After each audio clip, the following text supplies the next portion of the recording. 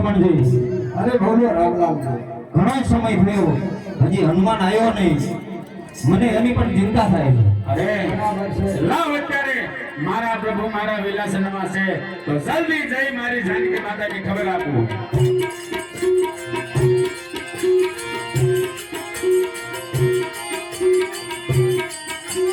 જય શ્રી રામ, જય શ્રી રામ.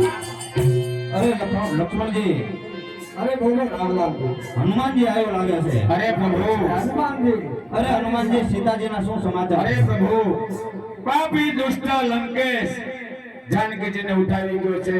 અશોક વાટિકાની અંદર માતાજી છે, આપના નામથી હતી વિયોગ પામ્યા છે. તો પ્રભુ જલ્દી હવે લંકાની અંદર જવાનું પ્રયાણ કરો. અને લ્યો આ પગનું ઝાંઝર નિશાની આપી છે, અને મેં આપની મુદ્રિકા એમને આપી છે. અરે હનુમાન, તે સીતાજીની ગોત કરી છે. હવે લક્ષ્મણજી, આપણે 18 પદમ સૈન્યની તૈયારી કરો. સાફ કરે. બરાબર છે. તો ના લગન સુખી. અરે પ્રભુ, એ સમુદ્રને બાંધવો એ તો એ આપની આજ્ઞાની જરૂર છે.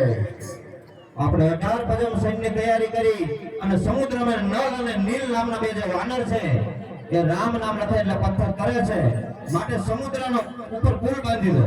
બરાબર છે. હવે થોડા સાડમાં આવવાના ઓળાને અંદર આઠાને આવવા દેવાના આ હૃદય આવવા દેવાના. હવે પુલ પણ બંધન તૈયાર થઈ ગયો છે. લક્ષ્મણજી, અરે હવે આપણે લંકાની તળેટીની ઉપર ચડાઈ કરીએ. લાલ વેગ નામના વાંદર આ ફૂલ આપણો તૈયાર કરી દીધો છે. તો ચાલો હવે લંકા ઉપર એ તમે આમ ઉભાવી થોડા કાંતો હેઠે બેઠા હોય એમને દેખાવા દેજો મારા વાલા. લંકા તરફ ફરિયાદ કરીએ. બરાબર છે. તો ચાલો. અને હે હનુમાન, તમે અંગદ, સુગ્રીવ, જાંબુવાન એ બધા થઈને આ જે રાક્ષસોનું સૈન્ય છે એને જવા ન દેતા.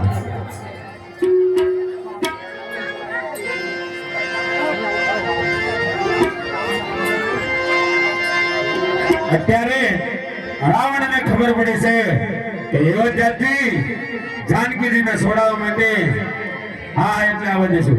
રામ